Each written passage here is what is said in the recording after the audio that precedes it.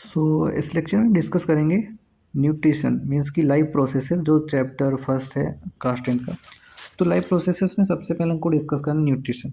तो न्यूट्रिशन होता क्या है? न्यूट्रिशन ये होता है कि मीन्स की न्यूट्रिशन एक प्रोसेस होता है जिसमें क्या होता है कि हमारी जो बॉडी है वो फूड को या फिर फूड से न्यूट्रिएंट को कैसे ले रही है, वो आता है न्यूट्रिशन के अंदर।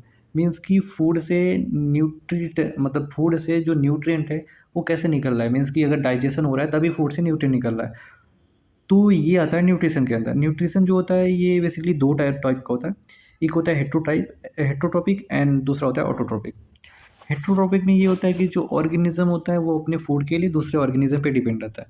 जैसे यहाँ पे है होलोजोइक हो गया, सेप्रोफिटिक हो गया एंड पैरासिटिक हो गया। ये तो होता है हमारा हेट्रोट्रॉपिक में। देन आता है हमारा ऑटोट्रॉपिक। ऑटोट्रॉपिक न्यूट्रिशन में क्या होता है कि जो ऑर्गेनिज्म होता है ये अपने फूड के लिए दूसरे ऑर्गेनिज्म पे डिपेंड नहीं रहता, बल्कि ये अपने फूड के लिए मतलब ये अपना फूड खुद बनाता है। यहाँ पे लिखा है दी मीन्स की process of synthesis their own food for itself. यहाँ पे क्या होता है फोटोसिंथेसिस में क्या होता है कि जो प्लांट होता है या फिर जो ऑर्गेनिज्म होता है ये अपने लिए खुद फूड बनाता है, ना कि ये फूड के लिए किसी दूसरे ऑर्गेनिज्म पे डिपेंड रहेगा। बट होलोजोइक में क्या होता है या फिर हेट्रोट्रोपिक में क्या होता है कि जो ऑर्गेनिज्म होता है ये अपने फूड पे दूसरे ऑर्गेनिज्म पे डिपेंड रहेगा। जैसे होलो हेट्रोट्रोपिक में हमारा तीन आता है। होलोजोइक होता है, सेप्रोफिटिक होता है एंड पैरासिटिक होता है। होलोजोइक क्या होता है, ये सॉलिड फूड पे डिपेंड रहेगा, मतलब अपनी फूड के लिए जिस पे डिपेंड रहेगा वो सॉलिड मीडियम में रहेगा, मतलब जो जिस फूड पे डिपेंड रहेगा वो फूड सॉलिड मीडियम में रहेगा। The second is saprophytic. The third is parasitic. Parasitic जो होता है ये अपने फूड के लिए किसी होस्ट बॉडी पे डिपेंड रहता है, मीन्स कि ऐसी बॉडी जो लिविंग कंडीशन में रहती है। और सेप्रोफिटिक में क्या होगा, जो ऑर्गेनिज्म होगा अपने फूड के लिए डेड एनिमल्स पे डिपेंड रहता है। ठीक है, ये होता है हमारा हेट्रोट्रोपिक एंड एट्रोट्रोपिक। ऑटोट्रोपिक में बेसिकली हमको फोटोसिंथेसिस पढ़ना है। फोटोसिंथेसिस में हमें ये देखना है कि फोटोसिंथेसिस होता कैसे है, फोटोसिंथेसिस परफॉर्म क्या होता है, रॉ मटेरियल क्या रिक्वायरमेंट होती है फोटोसिंथेसिस के लिए देखना है। ठीक है, तो यहाँ पे क्या है, रॉ मटेरियल फॉर फोटोसिंथेसिस, मतलब जो हमारा फोटोसिंथेसिस है उसके लिए क्या क्या रॉ मटेरियल की रिक्वायरमेंट होगी। ठीक है, वाटर। अब जो वाटर है ये भी रॉ मटेरियल फोटोसिंथेसिस के लिए। तो वाटर की जो रिक्वायरमेंट होती है ये कंप्लीट हो जाती है हमारे वेस्कुलर बंडल से, मीन्स की vascular bundle xylem and hair root. Hair root क्या करता है, वाटर को लेके आता है जाइलम के पास। जाइलम एक वेस्कुलर बंडल होता है जो वाटर की रिक्वायरमेंट को कंप्लीट करता है। देन आता है CO2। CO2 हमारे स्टोमेटा से आ जाता है। अब स्टोमेटा से आ जाता है तो यहाँ पे हमें लिखा है कि स्टोमेटा ओपन कब होता है, क्लोज कब होता है। ये इसमें क्या है, एंडोऑस्मोसिस होता है और एक्सोऑस्मोसिस होता है, ये तुमको पता होगा। ठीक है, अब यहाँ पे कुछ हमने लिखा है photosynthesis occur in leaf but sometimes it's occur in green stem. अब यहाँ पे होता ये है कि जो फोटोसिंथेसिस होता है ये बेसिकली तुमको पता होगा कि ये लीफ में होता है, बट कुछ ऐसे प्लांट्स होते हैं जिनकी स्टेम ग्रीन होती है, मीन्स की जो स्टेम होते हैं वहाँ पे क्लोरोफिल प्रेजेंट होता है, इसलिए वहाँ पे कहाँ पे आकर होता है, मतलब ऐसे प्लांट्स में आकर होता है ग्रीन स्टेम में। ठीक है, अब जो स्टोमेटा होता है ये पार्टिसिपेट करता है गैसेस एक्सचेंज के लिए, ये हमको पता है।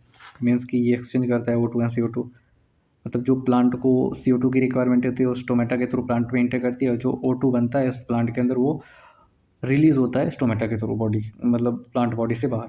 होता क्या क्या है कि जो excess amount of water plant के अंदर आता है वो भी कभी कभी स्टोमेटा से रिलीज होता है, मीन्स कि स्टोमेटा के थ्रू ही रिलीज होता है। Sometimes help in the removing of excess amount of water, ये मैंने डिस्कस कर चुका। अब आता है हमारा क्लोरोफिल, मीन्स कि ये भी एक रॉ मटेरियल की जैसा काम करता है। Carry out the complete process of photosynthesis.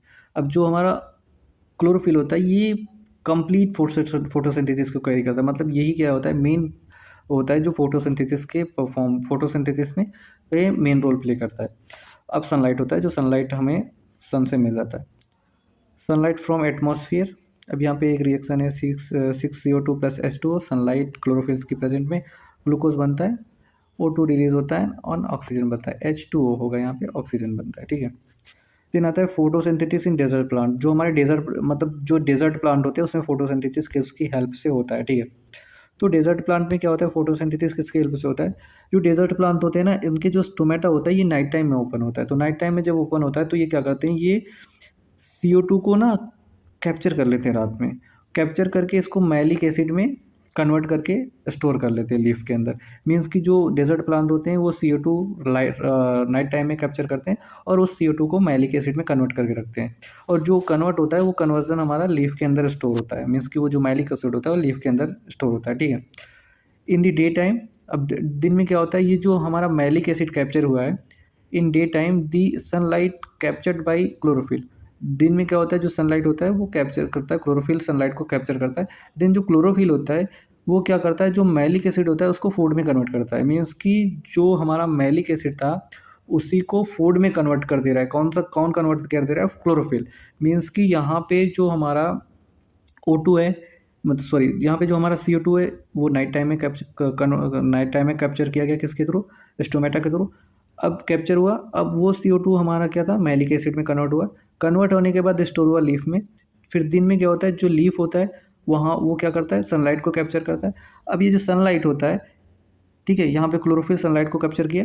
अब जो क्लोरोफिल होगा, ये जो मैलिक एसिड है स्टोर हुआ है प्लांट के लीफ में, यही मैलिक एसिड कन्वर्ट हो जाता है फूड में, मीन्स कार्बोहाइड्रेट में। ये होता है हमारे डेजर्ट प्लांट में, मीन्स कि जो डेजर्ट प्लांट होता है उसमें फोटोसिंथेसिस होता कैसे। देन अब हमको डिस्कस करना है nutrition in human being, means कि जो ह्यूमन बीइंग्स हैं उनके अंदर न्यूट्रिशन कैसे हो रहा है, या फिर उनके अंदर डाइजेशन कैसे हो रहा है। बेसिकली हम बोल सकते हैं डाइजेशन कैसे हो रहा है। न्यूट्रिशन इन ह्यूमन बीइंग में हमें सबसे पहले डिस्कस करना है कि ह्यूमन बीइंग्स के अंदर कौन कौन से डाइजेस्टिव सिस्टम इन्वॉल्व है, या फिर ह्यूमन बीइंग में जो न्यूट्रिशन हो रहा है उसमें कौन कौन से पार्ट्स इन्वॉल्व हैं। ठीक है, organ that's play important role in digestive system. यहाँ पे कुछ ऑर्गन मेंशन किए गए जो डाइजेस्टिव सिस्टम में एक इंपॉर्टेंट रोल प्ले करते हैं। इन सारे ऑर्गन्स को मिलके हम बोलते हैं एलिमेंट्री कैनल, जो हमारी बॉडी में, जिसको हम एलिमेंट्री कैनल बोलते हैं। इनकी कंप्लीट लेंथ होती है 9 मीटर। ठीक, इसमें कौन कौन से ऑर्गन्स आते हैं, पहला आता है माउथ, जिसको हम बक्कल कैविटी बोलते हैं, और इसोफेगस, जिसको फूड पाइप बोलते हैं, stomach, small intestine, large intestine, rectum. ठीक है, ये सीरियल वाइज से पहले माउथ में डाइजेशन होगा, देन इसोफेगस से स्टोमक में आएगा, स्टोमक से स्मॉल इंटेस्टाइन में, फिर लार्ज से रेक्टम के थ्रू बाहर निकल जाएगा वेस्ट मटेरियल। ये होता है डाइजेशन इन ह्यूमन बीइंग। ये तो हमारा बस एक शॉर्ट था। ठीक है, देन आता है हमारा मेन की ह्यूमन बीइंग में डाइजेशन कैसे होता है। ठीक है, तो ये थोड़ा सा था, इसको हमको इससे हम नहीं डिस्कस करते हैं अभी।